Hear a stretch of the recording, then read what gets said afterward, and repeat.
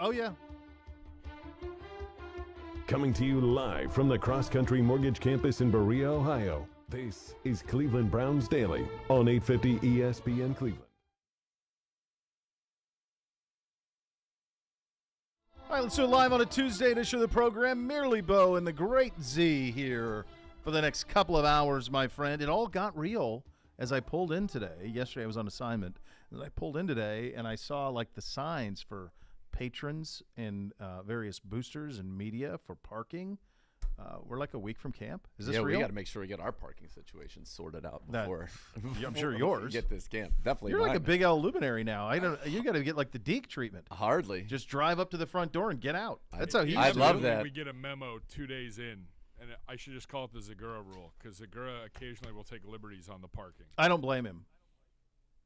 I don't blame him at all. I don't want to park on the grass. No, Sorry if it sounds high maintenance. Sorry, I really don't want to park, on the the grass. That's where the employees are supposed to park. Well, it says media. Like, I remember, we are the media. I'm coming in hot. You are media. I'm coming in hot. I mean, it's, I am Different the media. Story. But so in their mind, you shouldn't be there. You to be down the road. I've been told that I will have special dispensation, especially in your current standing, your current elevated standing. That there should be certain things that are done, some perks, including, throw a perk a kid's way. Yeah, why not? Pull up to the front door, get out. Can I take your car, Mr. Zegura? We got a Stevie. Why don't I just, I'll get out. This is exciting. We have a Stevie. Stevie will get in and pull it in and negotiate a parking spot. Stevie's first day was yesterday? That's right. Does he know who Stevie, did we do a pop quiz? Like, does he know who Stevie is? That was all on Gibbe. Either of the two Stevies? He's up to speed on Stevie. Okay. Does he know that he's Stevie 2.0?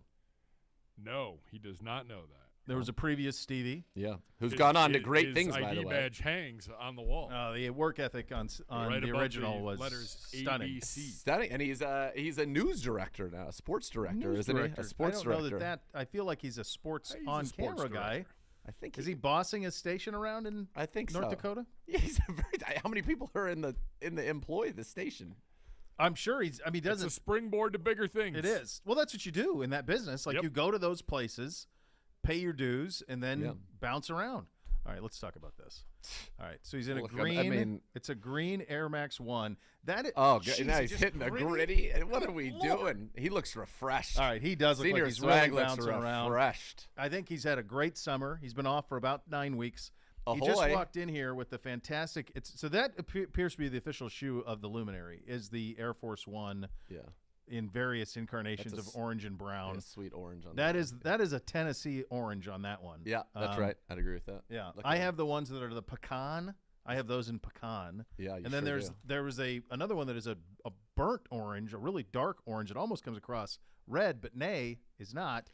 Looks like it's from Mars. No, it doesn't look like that. The orange is oranger. It looks like a red. Yeah, and then there's another one that it's like the more of like the Tennessee orange, which that's what Swags were today. We're more of the Tennessee orange that has like another. Have you seen those? They've got like another thing in the kind of another hump in the a hump in the in the orange. Yeah, on it's the got bottom another orange. one on it. Yeah, you know what I'm talking about. So he's got that third wave. Then he's got the great, very very light khaki pant. Very light khaki, almost a bone. Almost. I want to hug you just for going bone. Of course, it's the perfect color to reference. And then a quarter zip. He's in a quarter zip with the U. With a U, which is interesting. I didn't know that there was a. What's the connection? I don't know. Is that where does he have a youth? Was it U Miami? Yeah, it was the University of Miami. That's what I thought. Yeah. So maybe is that where his youth goes?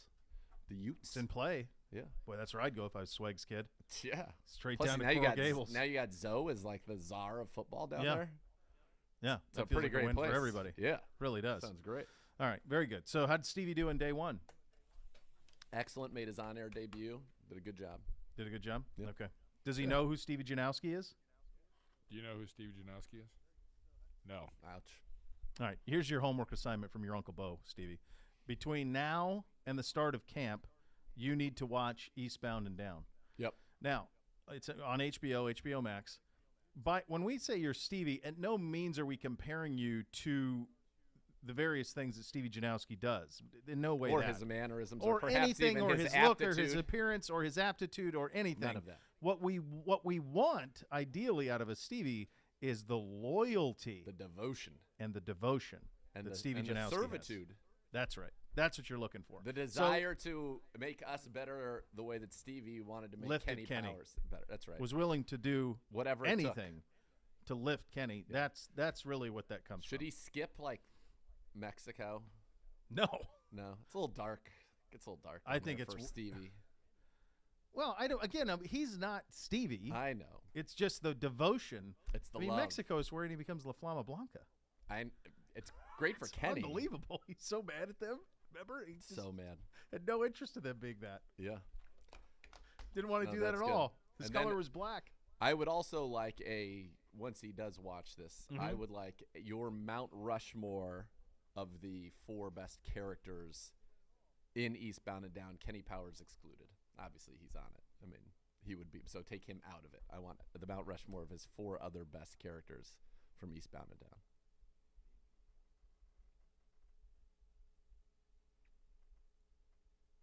I mean, there's a lot. It's pretty good. There's a lot of good ones. I had 3 out of the gates right away. There are many more I could do. I got to get really. The 2 are the no-brainer. 2 are no-brainers. Yeah. All right. So that's the homework assignment. Yeah. That's the homework assignment. Rookies from the Falcons, Ravens, Chargers, Dolphins, Patriots, Saints, Giants, Jets, all reported to camp today. Oh, and baby. Away we go. Oh, boy. Football is here, kids. Friday for us, man. Friday for us. It hit me yesterday. We were at the Dick's Sporting Goods. The golf was rained out, and so we had the kids, and I said, well, let's do some school shopping. And we went to the Dick's Sporting Goods, and I had to buy like the football gear for the kids. Yeah. And what is your guys' guess? Let's play guess the stats with you two. Okay. What do you think a pair of youth receiver gloves cost? Youth receiver gloves. Now you can give me. You could use. Are we playing I'll give you a Price is window. Right rules? We can't go over. No, I don't care. Closest to the pin. Okay. You can go Nike. So the available for purchase was Nike, Under Armour, Adidas, Cutters, and then the other one was it's like the ones with the fancy mouth guards.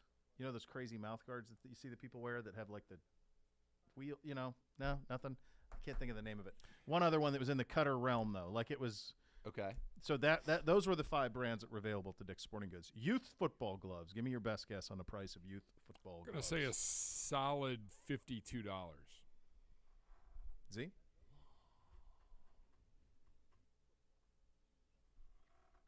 $45. Closest to the pin on the number. $45. I was floored. That it was that expensive. Like Bootsy's putting on a pair of these things. And he's like, and by the way, crestfallen. He picks out a pair of these, and I'm like, yeah, can I get them? And I said, yeah, sure. So I get to the checkout. The guy rings him up. He goes, well, for $3.99, you can every time these go wrong, you bring them in, no questions asked. We give you another pair. So you pay $45, and then you pay $3.99 as like an insurance. And then if they lose their grip, if they rip anything, essentially he sold it to me as like you never buy another pair of gloves again ever. And I'm like, this doesn't seem right. Like it would have to be in that size range. Like there's no way the markup on them's that big. So I didn't know that the kid necessarily knew what he was talking about. Maybe he did. And as soon as the guy said 45, I'm like, actually, let's put those back. I don't Bootsy probably doesn't need receiver gloves at age 6. So he was crestfallen when I explained that to him this morning. Yeah. Really dismayed. I'm sure. Yeah. That's a bit much, though, right? It's a bit much. I like that they considering have a built-in insurance policy. That's pretty incredible. Yeah, like and those are all gimmicks. So it's like, what's the I don't understand. There's got to be a catch. Like if you're telling me, even as we change sizes, I can just keep paying $3 and get new ones every month. In that case, you'd go to Dick's every week and get another pair. No, lost their sticky. Next. Yeah. Well, by the way, do you have to physically hand them back the gloves? Is that a part of the deal? I believe so. Yeah, that was part of the deal. But still, you would just get new gloves every week. And then I was trying to explain to my oldest, I was like, listen, dude, like you want these things so tight that they have to be pried on you. Yeah. Like that's what you want. Like you don't want any space anywhere. So that was how I spent my afternoon. So it's real. Football's real, kids. Yeah, it is real. Kids gonna outgrow them. Yeah, there's no way that no. I feel like that policy just doesn't make any sense. No, I would agree. There has to be right. They're making money from the policy. Otherwise, they wouldn't be doing it to be losing money. So yeah, no, I don't quite get it. There's something we need to know. Certainly, we do know that there is Myles Garrett will be a 99 in Madden. course. coming this year, which is, of course, he would. He's dominant. Who are your 99s in the league? Do we know them all? I've seen so far. I've seen Devontae Adams and Miles. I think they're rolling them out slowly. Yeah. Ramsey a 99. Donald a 99. I'm sure they will be. Yeah. Madden 20. Rodgers a 99. Mahomes. I don't know if they've done the quarterbacks yet. So far they've done Trent Williams, Devontae Adams, and Myles Garrett. Okay. That's it. So TJ, he should be a 99. TJ Watt, I would imagine, would be 99. Yep. Donald. Yep. Ramsey. Yep. Maybe Diggs. Yeah. Yep. Trevon Diggs. Yep. On the offensive side of the ball, there probably won't be any more offensive linemen. No, so far that's just the three. We only know these three. I know, I'm just guessing. Yeah, you're guessing. Yeah, Yeah, Donald. tight ends, would Kittle be a 99 or two? No, Kelsey maybe. 98 for Kelsey. No, they're not good. Yeah, I don't. There aren't many of them. They're usually just a handful. So last year it was Donald, Devontae Adams, Mahomes, and Kelsey. Only 4? Last year, yeah. Well, they've already got 3, so they got to have. Yeah. Right? Didn't you say there's already 3? Yeah. I mean, Donald has to be. I think Donald has to be. Would be, but maybe is he less? We'll find out. Didn't he just break the sack record? All right, here we go. Hold on. There are reportedly 6 players this year. So I'm surprised Trent Williams was a 99 then. Mahomes, Adam. This is wrong. This is just conjecture? This is conjecture. These 6 players, because it says these 6 players: Mahomes, Adams, Kupp, Donald, Garrett, and T.J. Watt. Yet we know Kupp's Trent 98, and we know Kupp's not, and Trent Williams is. So maybe. Is this the most? Will this be the most 90-plus rated quarterbacks ever? I would have to think so. I mean, it's the most. The position is as loaded as I think it's ever been. You could make the case this is the golden era of NFL quarterbacking. I agree, because I think you have it in the elder statesmen that are still around, and then this young group that is huge. Yeah, absolutely. It's really, really huge. By the way, I didn't get Sure. a chance to talk to you about this. I'm sure you spent a lot of time about speaking about quarterbacks. As we do a tangent as only we can. There Sure. was a Pro Football Focus, I believe, rating of the college quarterbacks that had your boy at Ohio State 4th. This is from Anthony Tresh, I believe, Yeah. who did this. Did you say trash? Clearly, there's been an airing of the grievances already. How does that happen? It's honestly, it's lunacy. It's really lunacy. And they don't do stuff like that. They don't do like performance art at PFF. No. But this was clearly something to elicit a response, I Sure. think, which I really should talk to Anthony. Like, I've had him on several times. Like, I really should, I guess I should reach out to him and just say, explain yourself here based on what data supports this. I have a end feeling game. what you will do to him will be akin to the great takedown of Pete Prisco that happened on this program. And also the trial of Pedro. Trial of Pedro and the trial. Both Pete's. Both Pete's are Pete's. 0 for 2. They're 0 for 2 on this show. Yeah. Nothing. Yeah, I don't know. I don't know how you would ever come to that conclusion. S didn't sleep for like 3 days as a result of that ranking. By the way, yesterday, S didn't sleep. Of course he did. And yesterday, so as I was on assignment, we were having a discussion for public means, and I was telling the story of one of the guys on there, the head pro at Columbus Country Club, was one of the early believers in the Wolf brand hoodie, right? Oh, so that's they've had it. They've had it all. They've had it. it all in their pro shop for like 3 years. Like they've been on it for a long time.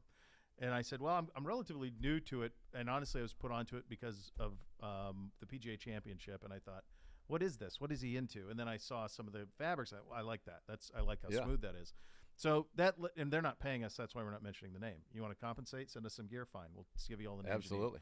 So I remember the conversation you were having, and so me and my buddy are having this conversation, and I said, I know a guy who's like knows or is an early investor or knew or has connections to the company, and he goes, oh, what's his name?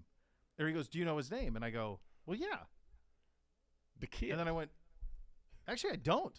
Like, I've only known him as the kid. That's it. I don't know his name. I wasn't introduced by his name. I bet was there are only a lot known of people that are in that same boat. as the kid, and so I'm going. No, trust me, I really do know him. Yeah. You know, he actually comes up a lot. Yeah, you know him. You know, on first. Yeah. You're on a first name basis. For Beau sure. And duh. Right. Yeah. So I was going, well, I do. Trust me. I just don't know his actual name. And so that's why I texted you and said, well, what is the kid's actual name? And then you got it. I got it. Now you got it. And I'm certain I'd never heard that before. I believe the one time that I've met him face to face, he was introduced as the kid. Yeah, he's a kid. Yeah. That's who he is. It's amazing. That's who he is. It's funny. We have, I got one buddy who calls Beatbox Beat as if his name is Beatbox, and he calls the kid Duh. Calls him Duh? Duh. Like, he's So good. So good. Yeah. So that's how that went. So this is all going to be here quicker than I think anybody had in mind. I mean, this summer has gone so quickly. It's pretty much done. I mean, by the time football starts, whether it's training camp or if you got kids who are in youth or high school football, I mean, practices, evaluations are happening this week in some of that stuff in little guy football. And then the practices start the first week of August, and you're on, and away you go. Away you go. By the way, this was brought to our attention by one of our great listeners, Zach. Here are the top 10 edge rushers in Madden 23. Garrett, 99. TJ Watt, 96. Nick Bosa, 94. Von Miller, 92. Khalil Mack, 92. Joey Bosa, 91. Cam Jordan, 91. DeMarcus Lawrence, 90. Chandler Jones, 90. Rashawn Gary, 89. If this is so real, he is the only 99. If this is real, then Joey Bosa has got beef because currently he's better than Mack. And How about Miller. Jamar Chase is not in the top 10 receivers in the league? That's a joke. I mean, he's a top 5. I mean, if you Greg were Newsome said redrafting, he's top 5. Yeah, I'm with Newsome. He would know. And I think TJ Watt's got beef. 96. 96, yeah. Defensive Player of the Year. Yeah. I mean, I don't know. Feels. I mean, I'm not one to stick up for Pittsburgh guys, but like that seems like we'll I have would our beef. men guy on probably in the next week or two. Yeah, that seems like it's a little bit of a beef there. I'll tell you one that is, I don't know, what do they do with, I mean, we'll get to this in a bigger extent coming up later when we have, one of these power rankings from a total roster standpoint, but how do you rate Deshaun in Madden when he didn't play last year? You rate him on what he is. You know what he is. No, I'm talking about he didn't play last year.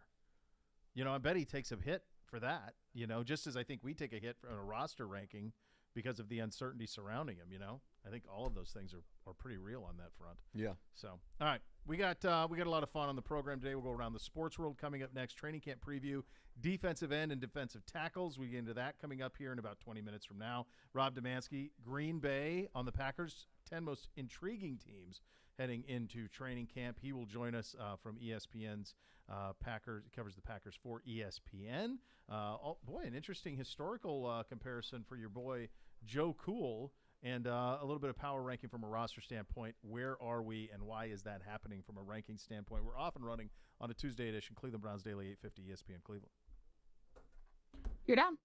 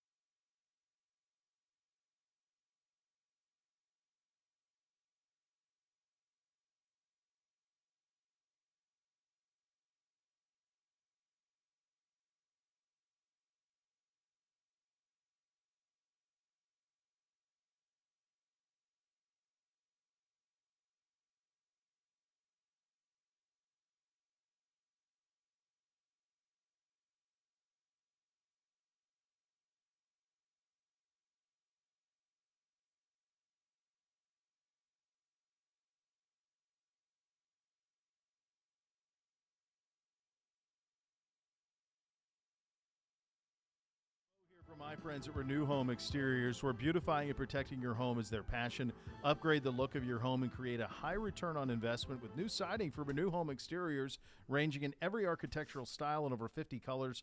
Receive $1,500 off and free insulation wrap plus 0% interest for qualified buyers. In addition, Renew Home Exteriors will meet or beat competitors' estimates by up to 10% and pay you $100. Beautify your home with premium siding, roofing products at lower prices with Renew Home Exteriors. Visit RenewEstimate.com for more. All right. I want to run this by both of you guys. We'll go around the sports world here for a few minutes, and we'll get back into the positional previews. I found myself, first of all, I watched more Open Championship than ever. Now, some of it could have been the weather. Weather sucked, so what else were you going to do? But it was awesome. St. Andrews is awesome. It was. I would have probably watched it anyway, but I watched it like intently, I think, because of the weather. And it's the morning. It's great. It's perfect. It's done by 1:30. Yes. It's perfect. So this is what I was curious where you guys came down on this. I'm curious where you guys were on this. It was unbelievable for all the reasons you said. I found myself rooting for Rory McIlroy as if I was personally invested in him, as if he was like – I think about like the Buckeyes in 14 or like LeBron in 16 or like us when we beat Pittsburgh at Pittsburgh. Like these are things that I'm emotionally invested in because either I can touch them or I'm from here or I work here. Sure. Like stuff that affects Absolutely me directly. Matters. You are directly tied I'm directly impacted. Yes. I have no ties to Rory other than interviewing him a handful of times at the Memorial through the years. I've always found him to be a really nice guy. But beyond that, I have nothing. Yeah. And I found myself living and dying with every swing of the club that he took and watching him play and going, you can't do a whole lot more. Like he hit everything. He just didn't make any putts. No, but the putts, they were all good putts. They were all excellent There putts. wasn't a bad putt in the lot, just none of them dropped. And it got to the point where like you started to realize, oh, this is going to be a problem. Like at some point you have to drop one of these because if you watch enough golf, you know you have to. When Smith took the lead on 14, he birdied that. That was like his sixth straight Five straight birdies on the par 5. Was that 14? Yeah. Do I have that right? Or because he birdied 9, 10, 11, He 12. did 10 through 14. 10 through 14. 10 through 14. Okay. Yeah. So that I was like, all right, so now he's one ahead, but Rory gets the par 5. He's going to birdie the par 5. When he didn't birdie the par 5, I said, okay, we have problems because the guy's birdieing 18. Yes. So you've got to birdie 16 or 17 here, or he's got to falter. And 17 almost did. I don't think that unless you like really, that won't be remembered as like the Mize chip and like all of those great things of all time. It ought to be. Here's the thing, though. That's got to be almost impossible to do what he did. He choked the second shot so bad that it didn't even get to the bunker. Right. He mishit that so poorly that he didn't hit it as far as he wanted to or on the line. You wanted to hit it up to the front right of the green. Yeah. So he yanked it, he decelled on it, yanked it, and hit it short. And then to make that putt around the bunker, and then to make the putt after that. Yes. I mean, he was awesome. I'm with you, though. I was rooting for Rory. I was even pulling out the reverse jinx. I was on text string with the kid, and I tried to pull out a reverse jinx. I'm like, this guy's not going to screw it up. So Rory's got to birdie one of these, and then he hits that second shot, and they're like, And I was like, yeah, the reverse jinx. And then sure enough, he gets up and down anyway. I was rooting for Rory, too, and I thought his interview afterwards was one of the classiest interviews you'll ever see. I wasn't as invested as you are where it felt like to me I was watching a Browns game. That's an extreme, but those are things that I am on the edge of my seat, like watching it, and I became like what I do sometimes when like the team that you love isn't going to win, and then I was like trying to do the reverse jinx. Like I was watching with the boys, and I'd be like, oh, he's going to miss this. For sure he's going to miss this putt, and then he would. He'd miss it by an inch. It would just one more revolution in, and that happened like 7 times where it was missed by an inch here or there. It just felt like he was – golf so oftentimes, if you think we were spoiled by Tiger or even Jack in 86, like so oftentimes golf gives you the story that you feel like you deserve. Tiger did that a lot at Pebble, at St. Andrews. He won twice at St. Andrews. Like he won the U.S. Open at Pebble. He did the things that you're supposed to do when you're one of the greatest players of all time. You're supposed to do that. Rory's always had this prodigious talent. He had the game. He was 27 under in the majors, cumulative of guys made the stroke, by far the best. And didn't win any of them. It was at St. Andrews. He played flawlessly. You can't do it. He hit one bunker all week, and then he holed out from it. Yeah. He hit every green in regulation in the final round. If you were to say at the beginning of the day, Rory's going to hit every green in regulation, and he's not going to have a single 3-putt. Win. Easy. Yep. Not. Guy shoots 64.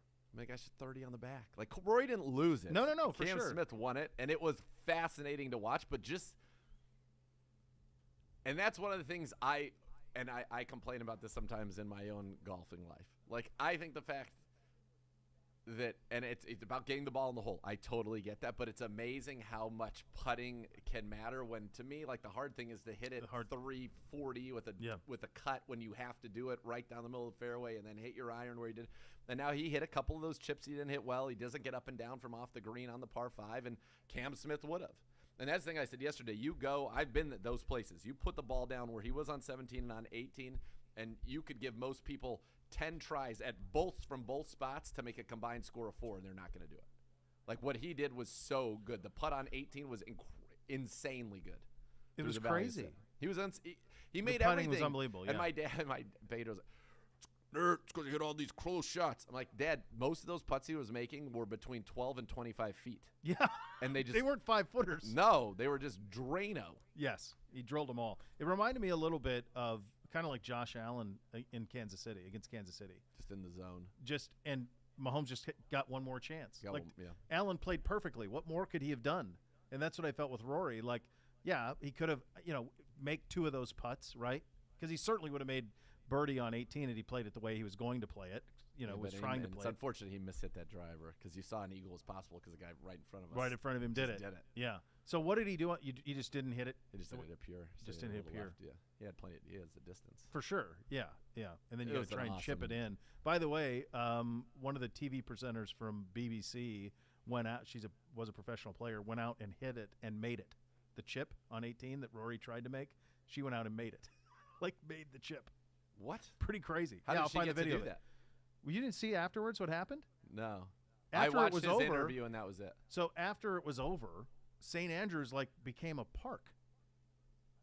Everyone was just in the bunkers. Little kids were putting on the greens. There were hundreds of people, thousands of people just milling around the course. It became like a state park, and anybody could just go in there and walk around, hit balls, whatever. It was great. It was the coolest thing ever. Little kids putting, hitting tee shots on one. Can you imagine that? Man. Watching the Open awesome. and then walking out there and then just playing. I'm going to try around hit, a little bit. Let me try to hit this. I'm going to try and hit this chip. Yeah, that's pretty cool. And a BBC television presenter hit it. That's incredible, and also sad.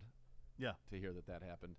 The other thing, and I didn't get talked about you with this, but Gibbs and I talked about it. But so I'm on the plane going to Chicago, and I just happen to be on a flight with the DirecTV. Tiger walks up 18. I'm emotional. I could tell it's on a lot of the screens. A lot of the guys on the flight were watching it, and ladies, I'm sure. And all I want to do is make that putt on 18. Of course. It's a 3-footer, and he missed it. And everybody on the plane, there's a collective it was so sad. It sucked. Just sucked. Because it had everything else. else. That should have been the sign to you that it wasn't going to work out. That it wasn't going to work out, that we weren't getting the storybook. Yeah, that was emotional, watching him on 18. But Cam Smith kind of was if it was anybody other than Rory who played that same round that Rory did, you wouldn't have cared at all, and you'd been like, Cam Smith, it's incredible. If Rory were Jordan Spieth, if he were any other, it was an experience just for him at the 150th Open, juxtapose this live PGA stuff, all of it. It had all of it there. And he did it he shot 66 twice, hit one bunker and holed out for eagle, and lost by 2 shots. You can't do it better. You can't. It's just. And then how about Young on 18? Yeah, right. Young had to be kicking himself too. That guy made. I mean, he missed that on 17, shots. One more rotation. And on one, he 3-putted from nowhere. Well, think about what Cam Smith would have done had he not blown up that ridiculous hole on Saturday. I know. Where They thought his tournament was over. Yeah. I mean, that was crazy. And that was just inexplicably what he was doing. They were going, what is he doing? This is insane. Yeah. And he just kept, and he still won. Shot 64. Did you see the. Twice. Yeah. Twice. Did you see the Carolina Panthers lids today? Jeez. What are you, hard to sing? Why isn't that that should just be it? That you know how I feel about black, just being arbitrarily put in teams. I'm not a fan, but. Perfect. A Panther actually is black. That's right. I don't know. Feels like maybe that ought to have been the uniform. That's perfect. My guess is the only reason they did it is because no. Yeah, at the time that they entered, Atlanta was already all black. That's probably why. Atlanta's in the division. The they already have the silver's black fine, lids. but that black is awesome, and the black would look so great over the blue, and it would look so great over the white, and it would look so great over the black. I mean, it's the perfect helmet for them.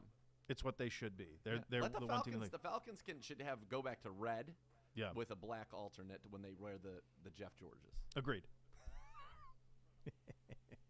Did you guys? What did you guys make of the Cavs uniforms? The unveil yesterday.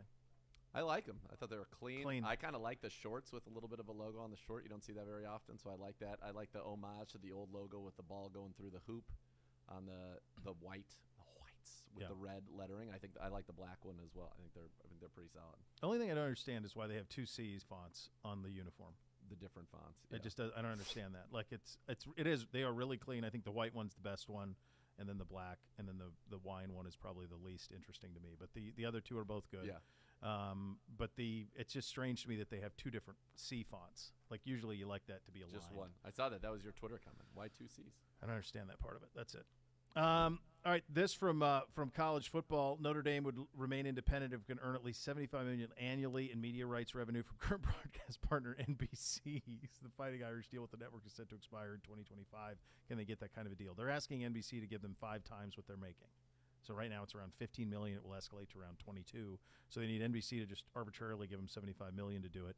NBC's response to this is, okay, fine, but we're going to need ancillary program around you. So what they're talking about is maybe getting the Big 12 to maybe partner with Notre Dame and then play into Notre Dame games with Big 12 games or out of Notre Dame games into Big 12 games. I don't know how familiar you are who's in the Big 12 now, but Texas and Oklahoma aren't going to be really quickly. Right. So exactly what do you have there? Why would Notre Dame not want to go to one of the super conferences? Because they've never been. They've never been. So what? Agreed. They should. They could make $100 million a year from the Big Ten. USC, their biggest rival, is in the Big Ten. If I were the Big Ten, I would tell Notre Dame very plainly, right now or never. If you don't come now, you're never coming again, and we will never give you this opportunity again. Period. We're never asking again. Notre Dame needs them far more than they need Notre Dame. They already have a $100 million a year in TV deal. They don't need Notre Dame. Why is the Big 12 not taking the Pac-12? Well, because the Pac-12 is actually the better. The Pac-12, even without USC and UCLA, their media rights deal's up in a year, and they actually have better brands. I mean, they still have. I agree. So I'm saying Oregon, the Big Washington 12 rejected them. No. They rejected a full merger. Got it. The Big 12 did. The Big 12 wants to take a few of the schools and then USC and UCLA went to Big 10. To the Big 10. They're out. Why is Arizona not getting any respect in any of these merger talks? They don't move the needle, buddy. It's a great basketball program. Nobody cares about hoops. Ask Kansas. Kansas is a better basketball program, and they're stuck in the Big 12. It's brutal. It's just the reality. Like football drives the entire bus. Why can't we get back to the Desert Swarm days? I don't know. Ask whoever the coach is there. Teddy I think Bruschi? I think honestly the bigger sleeping giant out there is Arizona State. I have no understanding why Arizona State hasn't been good in everything. They should be good at everything. They're in a major media market. It's a gorgeous campus. It's a huge school. It's a cool nickname. To me, the idea that they're not good is absurd. That Arizona State has never been good. So Notre Dame is in a position to try to get. They're asking for this number. I don't know if it'll be there for them, because the other thing is when you do, because they don't have any dance partners. And by the way, the Big Ten could very easily tell USC you can't play them anymore. You can't play them, and then that's it. So yeah, who are they? I don't get it. That's why it makes no sense. It makes no sense. Why doesn't and what's happening with the ACC teams like the Clemson? They have a grant and rights to 2036 that's binding with ESPN, so they can't get out of it. If Florida State were to say, if the SEC said, hey, Clemson, we would like you to join the SEC. Clemson said, boy, we'd love that. I'd love the money from the SEC. The deal that they signed with ESPN, it's the worst deal in television sports, maybe history by the time all is said and done, is binding through 2036 of grant and rights. So what it says is if Clemson were to go to the SEC, all of Clemson's television revenue from now until 2036 would go to the ACC. Why would they have ever done that? Because at the time, everyone was panicking trying to find a cable television home. And John Swofford signed the deal, the ACC commissioner. It's one of the worst deals.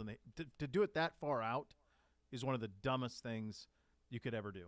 So the only way that any of those ACC schools get propped up is if ESPN, out of the goodness of their heart, is like, you know what?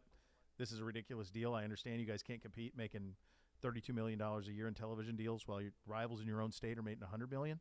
Unless that happens, there's really no play for the ACC schools. So they're stuck, man. They're totally stuck. Unless you do what Maryland did, and at the time they had Plank, who's the founder of Under Armour, who wrote the check for them to get out of the ACC. Like, he wrote the check for them to get out of it. Unless somebody at those places can do that, they're pretty much stuck in it. That's wild. Yeah. Home Run Derby, did you watch any of it, Gibbe? Z? None? None. I know The Miz was the MVP of the celebrity game. He had Good for him. a walk-off homer. Well, the Prince of Parma's got a sweet swing. He does have a nice swing. Yeah, but I did not watch any of it. Yeah, I had it on for a little bit. I didn't know who any of the people were, and the ruling was convoluted, like these times and then extended time. It was silly. It lasted forever, from what I could tell. It was kind of a second screen thing for me. At the end of it was the Jeter doc. I'm telling you, I don't know that there's 7 parts. That's a what lot I'm saying. on a guy that what more is there to know of Jeter? Like, isn't his story well known? It feels pretty well known. It also, it doesn't. Like, it's one thing with Jordan. Like, Jordan didn't talk, and it was before a lot of people. There's a lot of people who took in the Last Dance who had no point of reference on the Jordan Bulls. They didn't see him live. Like, Jeter's, I don't know. Is there that much to it? Feels like he was constantly talked about his whole career. He was for 20 years. And he wasn't a guy that made news. Outside of, like, the Yankees winning championships and maybe his personal life and who he was dating. Was he that great? That would be good. Can I just say that as unpopular? Was he that great? Yeah. I mean, he's 6th all-time in hits. He's got 3,400 hits. That's a lot of playing. Yeah, but you got to be good enough to play. Sure. He's got 3,400 hits. You're right, it is longevity. All-time batting average is .310. Yeah, that's good. He had 2 years in his career, 3 years with more than 20 homers in his whole career, 1 season of 100 RBI. Didn't really steal bases. No, he wasn't exceptionally defensively, but he was really clutch, and he was there all the time. So he's probably like, to me, he feels a little bit like, our generation's Cal Ripken Jr. Like, I don't know that anybody thought Cal Ripken Jr. was the best player in baseball when he was with the Orioles. Yeah. But he was always really good. Like, I think if Jeter doesn't play for the Yankees, is he viewed this way? Well, no, of course not. So his career wins above replacement was 71.3, which is 94th all time. Yeah. Which doesn't seem like. Yeah, but top 100 player in baseball history. Sure. That's really good. Sure. He's a Hoff. Yeah. But I think he went in on like an almost absurd amount of ballots, and that had a lot to do with the the mystical Yankees and all of that. Like, if he plays his whole career here in Cleveland, he's got 3,400 hits. Like, there's no way that he's viewed the same. Kind of the way. I think that's, that's part of it. All right, coming up next, training camp, we get back into it. Defensive ends, defensive tackles. We'll get you set on what I think is really the only true position battle out there is in the middle of this defensive line. We'll get into that coming up next. Cleveland Browns Daily, 850 ESPN Cleveland.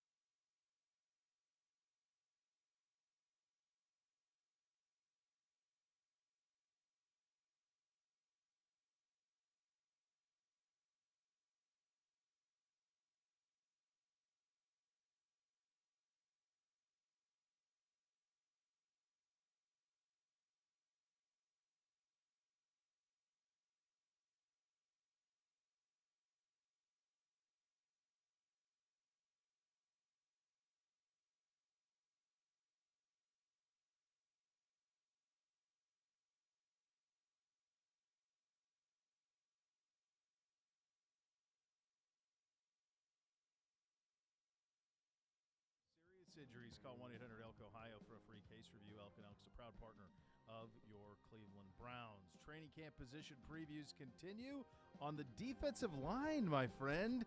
D-end and D-tackle. So in terms of who is here from a defensive line roster standpoint, you certainly know the edges very well. Miles and Jadeveon Clowney are there. Beyond that, it's some guys that we are going to need to step up a little bit. Guy like Curtis Weaver, who's been here a long time. Chase Winovich, who is new to the mix. But then it's really defensive tackle where it's a little bit of who's going to come win this thing. It's pretty wide open. I think that's the most interesting position battle on the roster by a decent margin, my friend. Absolutely. In terms of we don't know who's starting, we don't know what the rotation looks like at that position. It really is the one area that we don't understand. I got into it a little bit on yesterday's show, but I'll do so again. So the principal players in defensive tackle, you got Jordan Elliott, the third-round pick in 2020, played in 16 games last year, career-high 464 snaps, had 10 pressures, half a sack, 26 tackles. He's got to take a major step forward. He's had a great start to his offseason. We've heard that, though, a couple of times. We need that to be a real thing. And then there's Taven Bryan, a former first-round pick of the Jags in 2018. He was 29th overall. Chris Kiffin told me that the Browns really thought that he was a perfect fit for the Browns scheme and maybe wasn't getting to showcase the abilities they thought they should in Jacksonville. Not to say that Jacksonville is running the wrong scheme. It's just that they think his skill set is going to fit better with what we do than what it did in Jacksonville. So they feel like they got a guy with great natural talent, a former first-round pick, who is tailor-made to play in our aggressive, four-man front. So they're excited about him. He's got 63 career games, 17 starts, 5.5 sacks, 86 tackles, 15 tackles for loss. Then you've got a couple of our draft picks and then a veteran who has just always produced. Perion Winfrey, first of all, the fourth-round pick out of Oklahoma. Same thing. Out of position at Oklahoma, was a 0 or a 1 tech, true nose tackle. Still managed 42 tackles, 6 sacks in his last 2 seasons. Then he goes to the Senior Bowl. They put him at 3 tech, which is what he will play for the Cleveland Browns. He was the MVP of the Senior Bowl. Coach Kiffin's excited about him. Even Clowney's excited about him. Garrett's excited about him. The explosiveness he brings, he has a chance to, I think, be a day one starter or carve out a significant role, but that's going to be on him. Then you got Tommy Togiai, last year's 4th-round pick. Now, Togiai really didn't get active until, in fact, his first game active was against New England Patriots in Week 10. Was only active for 6 games a year ago. 125 snaps, 2 pressures, half sacks, 16 tackles. Incredibly strong player. We know that he had the 40 reps at 225. Togiai, it's interesting because you think of him as such a big guy, you see him, he's not as big. And I think his weight and keeping it up but keeping his speed is the big challenge for him. He's got to be a 300-pounder but hasn't really gotten to that spot yet with the Browns. And so I think that is something that we have to keep our eye on. His size, his power at the point of attack, how he's going to fit into this defense. And then there's Sheldon Day, who, 28 this year, 6-year veteran, 4th-round pick of the Jags back in 2016, played in 7 games last year for the Browns, 233 snaps. He started on Christmas Day against Green Bay. He had a sack, 21 tackles, 11 quarterback pressures for the year. He was actually the Browns' highest-graded defensive tackle at Pro Football Focus. He's actually played in more games than anybody in our defensive tackle room, 67, with 3 starts and 7 sacks. So Sheldon Day, you feel like this is a 4-person room. You feel like Taven Bryan, Jordan Elliott, Perion Winfrey are locks. I think Togiai is obviously, you feel good about him. He was last year's 4th-round pick, but I think he's competing with Sheldon Day for that 4th spot. I think he's going to have to show big progress to do that. I just don't know if he can keep the weight that he needs to, like his frame. And, the way that he works out anytime you see it, can he consistently play at 300? I don't know. Weight, I think that's a hell of a question. I think it's something that they're working on, and I know that it's something that is – I think they realize that it's an important thing for him. And now you come behind him, and this is a name that I'm going to throw out there. You watch a lot more college football than I did, 2 names, so maybe you know more about him. One is Glenn Logan, who's an undrafted free agent from LSU. He started basically his whole career at LSU. He's a 300-pounder, played on their national championship team, started in that game, had half a sack against Clemson, but he's a 300-pound big body. Yeah. I don't remember him, I don't remember him being they had so many stars the year they won the national title that I don't remember him specifically, and then last year they were largely irrelevant. So I'm curious, but I am curious why he was undrafted, and I'm wondering what kind of the pedigree on him was. He was a 4-star. But he was a 93 rated. I mean, that's a 4-star kid. I wonder what. Interesting, 6'4", 290. I wonder what happened that made him undrafted. Usually you see 6'4", 290, defensive line, LSU, 4-star lineage, you take a flyer. So I don't know enough about him. I wouldn't want to speculate, but that's somebody seems to keep odd, an eye on him. And then there's Roderick Perry, who was at Illinois, Mm-hmm. all Big Ten honorable mention. That's the other guy kind of competing in there. But I think Logan's the one that kind of sticks out and say, oh, somebody's going to shock the world that maybe he has a chance given his background. And as you mentioned, the pedigree and being obviously at LSU. But I think really he's looking to stay in the program, stay on the practice squad. And it'll be interesting to see how the Browns approach that and approach that room. Defensive end, which we talked about, Clowney and Garrett, of course, we know them combined for 25 sacks last year. Miles, first-team All-Pro for the second straight year. Clowney, 9 sacks in 14 games, his best season. The backups, you got Alex Wright, your third-round pick out of UAB, who had 7.5 sacks last year, was the PFF Conference USA Defensive Player of the Year. He's got that great size to be the big end of the future. He's the heir apparent, I think, to Clowney in this defense. And you talk Chris Kiffin, he says the first thing that jumps off the tape is his size-speed ratio. He can set the edge, and he also has the versatility to rush from the inside. If you go to the Browns breakdown on Alex Wright at our YouTube channel, youtube.com/Browns, we actually break down some film of him rushing from the inside. And so he is going to be in the mix to be that kind of net third defensive end in our pass rushing situations, along with Chase Winovich, who we acquired from the Patriots in the trade with Mac Wilson. Chase Winovich has 11 sacks in his NFL career. Yeah. All 11, 5.5 came in each of his first 2 seasons. Last year, kind of a lost year due to injury, and I think the Browns are hoping he can fill that Tack McKinley role. But we also heard over the weekend that Tack McKinley is doing well and wants to come back to the Browns, and the Browns are interested in him. And I'd say, why not? It's not going to be expensive, and I like Tack. Yeah. I like everything about him. Mm-hmm. A unique and dude. we did too. I mean, it seemed like everybody in the building did. So, yeah, it'd be great to have that. That's certainly a wrinkle. So there's that. So if you're looking at today, I think those are your 4. But talk about competition. Making this team a defensive end, I think there is competition because I think you have 3 absolute locks. Our guy Winovich, who we like a lot, feels like he's the favorite to be the 4th. But listen to our backups. Stephen Weatherly, 6-year veteran, started his career with the Vikings back in 2016, so people on this staff know him. 73 career games, 17 career starts, 8.5 sacks, 20 tackles for loss. Isaac Rochelle, 5-year veteran, 4 years with the Chargers, 1 year with Indy, 63 career games, 9 career starts, 9.5 sacks, and 10 tackles for loss. So you got guys who, as role players, have been productive in the NFL. Then you have Isaiah Thomas, whom the Browns drafted in the 7th round this year out of Oklahoma, who led the Sooners in sacks in each of the last 2 seasons, second team All Big 12. And I can tell you Chris Kiffin's impressed by him. We did a Browns breakdown on Isaiah Thomas as well. Very impressive. And then there's Curtis Weaver. So you got really, let's start 1, 2, 3, 4, 5, 6, 7, 8 guys for 4 spots that all feel like they have a legitimate chance to make this roster. But in reality, there's really 1 spot. You bring Tack McKinley into the mix. Maybe we keep 5 defensive ends. Yeah.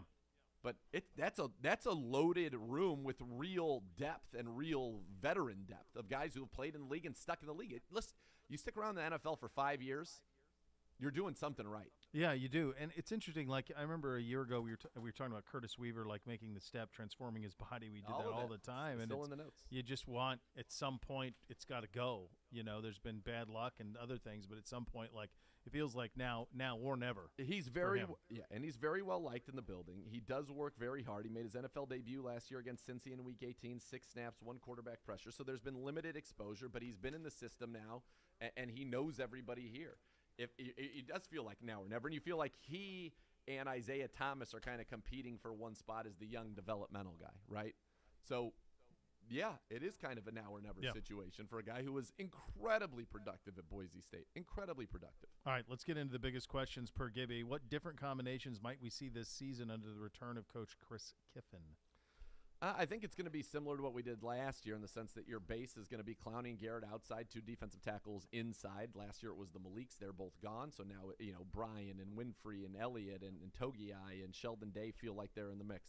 We will see, I think, a lot of the same 3 defensive end. And I would go so far as to say I believe that this year we could see, because of what Alex Wright can do with his size, 4 defensive ends. I think that there will be an obvious passing situations where we will go all 4 defensive ends because Wright can play inside, Clowney and Garrett can play inside, and then you could have Chase as a rusher off the edge with one of the other guys. So I think that is absolutely in the mix this year. Number 2 from Gibby, how does rookie Alex Wright fit into the mix? You kind of answered that already as we talked about Alex in terms of his versatility and the things that he can do. Which defensive tackle are you looking to step up the most? I think it's as you alluded, it's wide open. But I do All think of there's them. real pressure on some of these guys to, some of these guys. This is the only position group. This used to be kind of regular. It's the only position group in the roster where you feel like in some instances you could either start or not make the team. There's nothing else like that. We used to do that a lot. There used to be a lot of positions that had that type. This is the only one that has it now. No, it's now or never. A guy like Jordan Elliott, it feels like it's now or never for him. He's got to show that he can be the guy here. Yeah. And they like Taven Bryan. They like what they've seen from him so far. As I said, they feel like he's a perfect fit for what we want to do on defense and didn't get necessarily a chance to showcase the skills that will be showcased here. So you're hoping that is one where our scouting department did a great job, Baco Nation in the house, as our scouting department did a great job identifying a guy who has the talent and the fit for what we do but wasn't getting utilized the right way. But there's a lot of pressure on all those guys. Alex Wright, and in the question here, he's not going to transition defense tackle, but he could line up inside in some pass rushing situations given the fact that he's 6'5", 270. So he's a big guy, a bigger body. And I think the truth is if teams are saying, oh, boy, we're in 3rd and 11 and the Browns went 4 defensive ends, boy, maybe we can run a draw here. Fine, go ahead. Yeah, absolutely. Last one. Which player on the D-line outside of Miles and Clowney has to have a good year? I think there's got to be somebody that steps up in the interior that is just a constant force for the Browns in the interior of the defensive line. I think that, to me, is probably the most important thing. I think clearly the Browns, through a great deal of research, are telling you what they think about just, unless you have a dominant interior pass rusher, that's not a position that's going to be invested in very heavily, especially not for the guys that can run stop. You can fill in people there, and the Browns like to get as many defensive ends on the field. But if a guy like Perrion Winfrey can end up being a great pass rusher for them, or Jordan Elliott, that will be very, very helpful for this football team. Absolutely so. Going to be an incredible position battle to watch at defensive tackle every single day next week once we start camp. All right, 10 most intriguing teams continues. We center on Green Bay and the Packers. Rob Demoski of ESPN covering from the Packers on that side of things will join us coming up next. You'll listen to Cleveland Browns Daily on 850 ESPN Cleveland.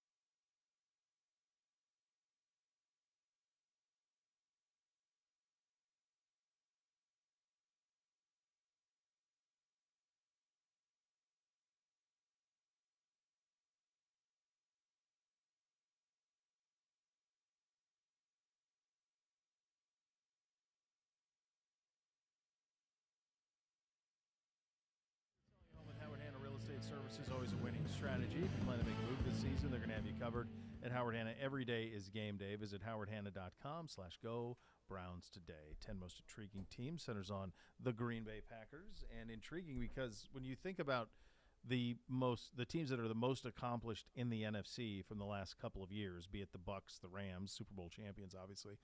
The Packers have won as many games or more than any of them. They haven't gotten all the way through. They've lost home playoff games. But all of the teams in the NFC, to me, it feels like at the top they've all taken little steps back. I mean, the Rams have had attrition.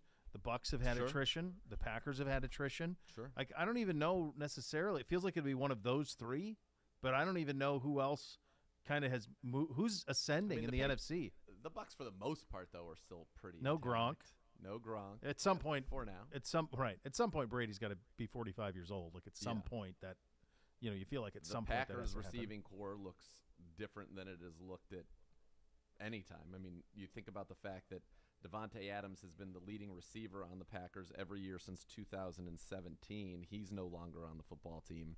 So that is a completely different looking situation for them than it was. Their last 3 years, they go 13-3, 13-3, 13-4.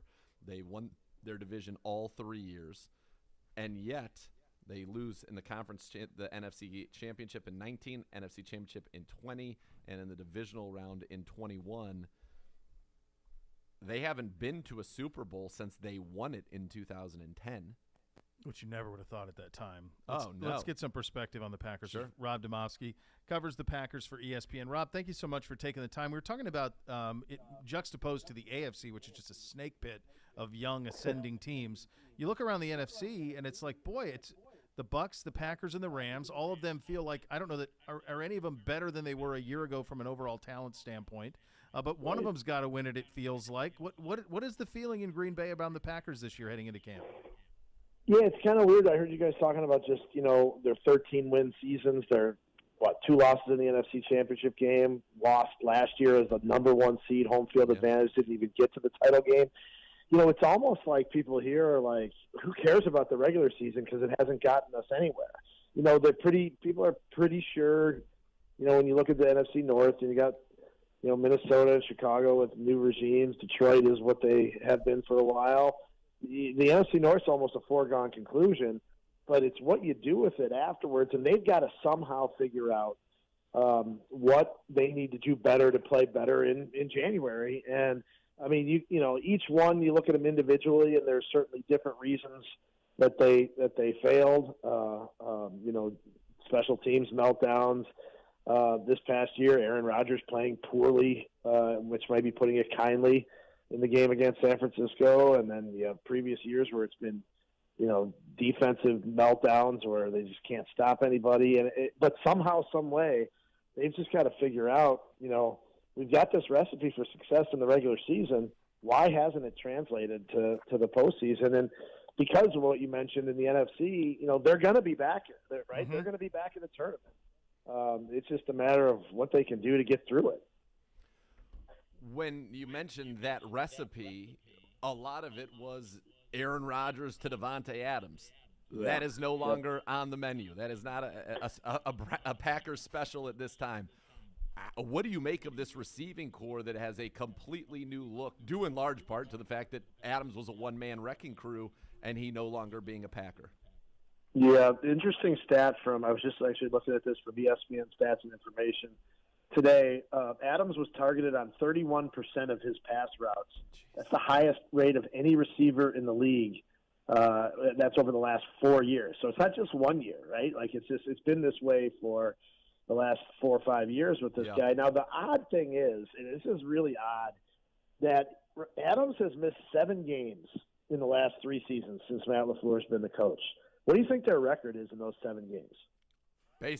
Given that they've I only feel like being led, they've You're only leading the witness. They've only lost 10, period. So I'm going to say they're probably 7-0 based on the way you asked. But I would really That's guess. Right. Okay, yeah, I was going to guess 7-0. Like wild. Yeah, 7-0. Like, and Rodgers has said it. Like when we asked him about it at one point last season, he's like, "We're not a better team without Davante Adams," But like if you look at their record, and even if you look at the production in those games, like Rodgers. Completion percentage, yardages, touchdowns, it's all still about the same. And I am not in any way suggesting they're a better team without Davante Adams. That is not what I'm saying. But they have managed to figure out a way to win without him. And look, Rodgers has a tendency to force the ball to Adams at some point, and which is odd because he never forces the ball to anybody. Like, that's his whole deal, is he's ultra cautious.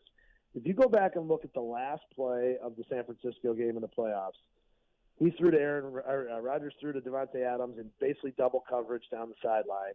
He had Allen Lazard wide open for what would have been a third down conversion to keep the chains moving. Maybe, just maybe, he will take some of those check downs or short throws or whatever they may be a little bit more often this year, knowing he doesn't have Davante Adams. But if you look at that receiving core, the guy I mentioned, Lazard, he's really the only quote-unquote wide receiver number one possibility that they have now. They drafted three guys, Christian Watson being the highest in the second round. Yeah. There's a fourth round pick that they really, really like, Romeo Doubs, and he looks the part. I mean, you just walking around, he looks like a receiver. And then the only veteran addition they made was Sammy Watkins, who basically hasn't been able to stay healthy for the last 3, 4, 5 years. So it's not like there's a guy where you're going to say, okay, they're going to be okay because they have this and this. But they still have Aaron Jones and A.J. Dillon in the backfield, and those guys are pretty good too, in a different way. Rob, you go back, you throw a banana in Mr. Fusion, you go back in time a year and you say, well, Rodgers is clearly going to be done in Green Bay and it'll be Jordan Love's team. Yep. And now here we sit a year later. What has it been like to cover Rodgers and the Packers in this era that you're in right now? What is this like for you day to day? It's always interesting, for one. I mean, that is, Rodgers keeps it interesting. And, look, from a football standpoint, you're going to see a guy do something that, maybe not a lot of people can do, and you see it fairly regularly. From an off-the-field standpoint, it's I don't want to say he's difficult to cover because he's not. He's pretty readily available. He just sometimes, he went from a guy who early in his career never said anything to now sometimes you wonder, well, why the heck is he saying that? Or why does he play games in terms of, his use of language? Like for example, last summer when we asked him if he was vaccinated and he said, yeah, I've been immunized, why is sometimes does he do that kind of thing? I don't know. But I will say this, from covering a guy standpoint, it's always interesting because more often than not, there's going to be something newsworthy. There's no doubt about that. And what's it like covering, and this is something I think is so unique about Aaron Rodgers. He said it's never a dull moment. He's going to use the language when questions you ask him, but he's, as far as I know, and Beau, correct me if I'm wrong, but he's the only quarterback or I think player of any type of consequence who does a weekly kind of unfettered, unharnessed interview. And he does it with McAfee. What is because of A.J. Hawk too, right? There's lifelong buddy. Like he goes to vacation in Dublin, Ohio, for crying out. It's crazy. I don't know. Is that an interesting thing? Because nobody else does that. You get more out of him than any other player in the league. No, the first year that he did it with McAfee, I remember. I think it was the New York Times or Wall Street Journal did a story on the dynamic of it, and the reporter called me and it was like, does it bother you that he's talking to McAfee before he talks to you guys during the week? And I would say the first year, no, because it was such a different deal. It was more entertainment than there was newsworthy. Yep. And I don't know how old you guys are, but I likened it to the old Saturday Night Live skit where Chris Farley was a talk show host and he had Paul McCartney on, awesome. And he would be like, was like, Paul, remember where you were in the Beatles? Wasn't that great? That's awesome. Yeah, that's kind of what it was like the first year. And I don't mean that as, Pat McAfee saw that and he's like, I don't know if that's a compliment or a criticism. I don't mean it as a criticism at all. It was just entertaining. Yeah. But then when things got serious with, first of all, Rodgers not wanting to be here, then the vaccination thing, then it became, all right, well, now I got to watch this for different reasons because I'm most likely going to have to write something on it or go on SportsCenter and talk about it. So from those standpoints, like I went from listening to it on Tuesdays, which, as you guys know, is mostly everyone's day off in the NFL. I went from listening to it on Tuesdays while I was in the grocery store running errands to then listening to it while I'm sitting at my computer. Yeah. Yeah, wild, fascinating stuff. So what is it, so we go from a year ago where it's divorced to now all of a sudden we're all back together, we're all buddies again. LaFleur's still there. I mean, they clearly get along very well in terms of on the field. The perception was that it all couldn't coexist. Sure. How's it all different now, and what makes Packer fan, what's the narrative that says, well, this is the year they go get it done and win it all? Yeah, I mean, I think if you go back to last summer when Rodgers laid out all of his grievances when he came back in that press conference, which I actually give him a lot of credit for, there were obviously all the reports during the offseason. None of them had any quotes from Rodgers in them. And they were all true, obviously, but I kind of wondered if he would come back and do the whole, you guys made out this to be a big deal. It really wasn't. But he actually came back and he literally said, this is why I was unhappy. They didn't consult me on this. They didn't consult me on that. I think we could have done this differently or that differently. He laid them all out. And I remember asking him at the time, I said, so do you have any assurances that things will actually change? And he said, I don't know. Well, by the end of the season, I think he could answer the question differently and say, yeah, they did change. And he felt like he was more involved in certain things. I mean, heck, they hired his favorite quarterbacks coach this offseason to come out of retirement, Tom Clements. He was one of the guys who coached Rodgers and developed them early on because they had some staff turnover with Nathaniel Hackett getting the head coaching job in Denver, offensive coordinator Luke Getsy going to Chicago. He was the quarterbacks coach here, became offensive coordinator. And they went out and basically hired the guy that Aaron Rodgers wanted them to hire. Little things like that changed. I mean, we would joke when we'd see him and the GM, on the field talking like that this was they were having their weekly personnel meeting where Rodgers would, tell him who he wants or what he wants to do. But I say that jokingly, but he was more involved, and that's what he wanted. He wanted, I believe his quote was, I want to be involved in decisions that directly affect my ability to do my job. And, that's what they've done for him. And it seems like, at least for now, that's satisfactory. Through the lens of the fact that here we are about to start the 2022 season, Rodgers has won each of the last two MVPs, if I'm not mistaken. Yep. Back-to-back MVPs. They used a first-round pick in 2020 on Jordan Love, a quarterback who feels like is not going to see the field barring an injury or a missed game for who knows what reason. Yep. How is first of all, is Jordan Love good? Is he somebody that maybe has a potential to play in the National Football League? Or was this just a completely, in my mind, you look at it, you say, how is this not a wasted pick? And could there have been a position player that helps you win in the NFC Championship game? Instead, you have a first-rounder sitting on the bench. No, you're right. I think all those things are good points. I think as far as is he a good player, I don't think we know that yet. I think we have evidence to suggest that he's not going to be great. I mean, he only had the one start last year against Kansas City when Rodgers was out with COVID, and they scored, 7 points? Yes. He also finished the regular season finale, the second half against Detroit, which was a meaningless game. He threw a couple interceptions. But I will caution you to say that it wasn't until the third year of Rodgers' time that I thought, and that anybody really thought that, okay, they got something here.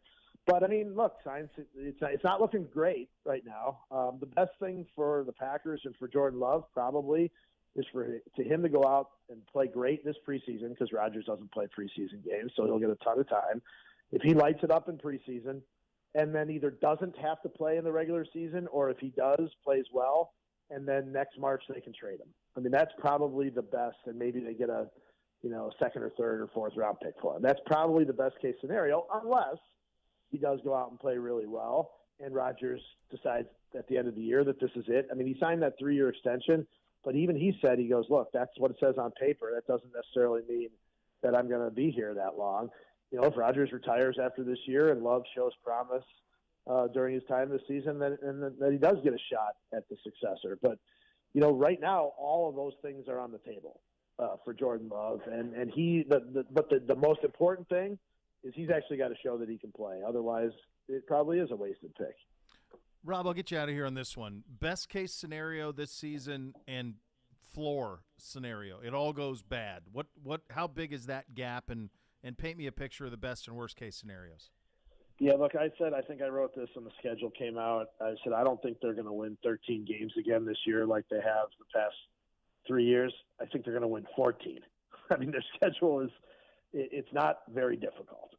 Their division's terrible. Outside the division, they play teams like the Giants, Jets, Washington, Eagles, Dolphins. I mean, they don't have a difficult schedule. So I think their ceiling is almost unlimited. I think where things go wrong, for one thing, if Rodgers gets hurt, and somebody joked with me, he's about due for another broken collarbone. I mean, he broke it in 13, broke it in 17, and if that happens again, they're probably in big trouble. So, but barring that, barring a Rodgers injury, I don't think they're in any danger of missing the playoffs. Rob, great stuff, man. Thanks for the time you. today. That was fun. Yeah, you guys got it. Good luck. All right, that's Rob Demoski, covers the Packers for ESPN. I mean, you see why the layers of that are so fascinating. I mean, part of it is, it's this NFL outpost in terms of the size of the town. Yep. It's one of the most important franchises in the history of American sports. The passion is there, the branding, all of it. They've got these generational players at quarterback over the last 40 years. They've won just 2 Super Bowls with them, and so they've won enough to where it's not like bust, but it also feels wildly underachieving. The fact that they've had Favre and Rodgers and have mustered just the 2 with that quarterback talent. It's wild. And to think they haven't even been there. Aaron Rodgers not played another Super Bowl since 2010. Never would have guessed that. And lost 4, I believe, NFC Championship games since that time. It is wild. The fact that, again, they could have drafted a receiver in the first round. They didn't. We didn't talk about that. But they selected Jordan Love in 2020 in the first round. When you're in, that's the one. That's the Jefferson window. Was Jefferson on the board then when they picked, or did he go just before? No, right before, I think. Right before. He went like 18th. But there were still tons of talent receiver that could have been taken in that draft, and they decided not to. And here we are. It's a fascinating one. I think it is. It's a stunner that you would say Aaron Rodgers is only going to have. Likely, it feels like right now the 1 Super Bowl. Now maybe this year they can get back there. But we'll see. I have a question I want to ask you about the NFC, and I'm curious what your answer will be. We'll do that on the other side of this quick timeout. You're listening to Cleveland Browns Daily on 850 ESPN Cleveland.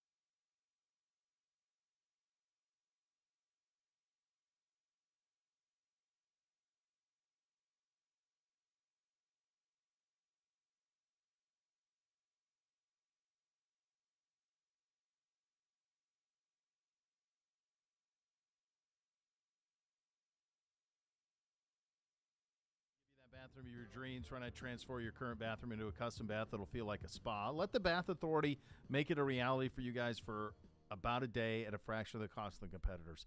The Bath Authority is our area's premier bath and shower remodeler. They are experts and factory-trained installers. Give them a call now, $500 off your next custom bath or shower remodel. That number is 216-220-8399, or go to thebathauthority.com for more. It's where affordability meets quality. The largest selection of bath projects, all made in the United States. Again, in about a week, change your bathroom from outdated to outstanding. Very simply put, superior products with expert installers at the Bath Authority, 216-220-8399, to thebathauthority.com for more. Tell them that Beau sent you on that. This was the question I wanted to ask you when we were in the conversation. Yes. As Rob was going to hop on there with us. Who is, if you're an investor, okay, who would you invest in the NFC over the next 5 to 10 years? Give me a stock. I would probably invest in the 49ers. I would invest in. I'd take a flyer, a little bit of an investment into Arizona, and then I'd put, because it's a penny stock right now, I'd put a little bit into Atlanta, with the idea that they land Stroud or Bryce, and the rest of the NFC South has nothing to offer because Brady's going to retire.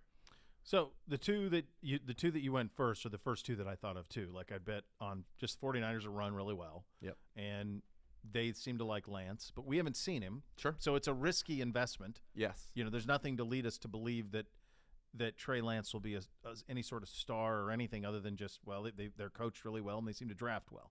So everybody who plays for Kyle gets better. Yeah. That's kind of it. But we don't know, like, in terms of the ceiling of it, you really don't have any idea. We've never really seen him play. And then the Arizona bet, I'm with you. They're the only other team. They're the second team I thought of.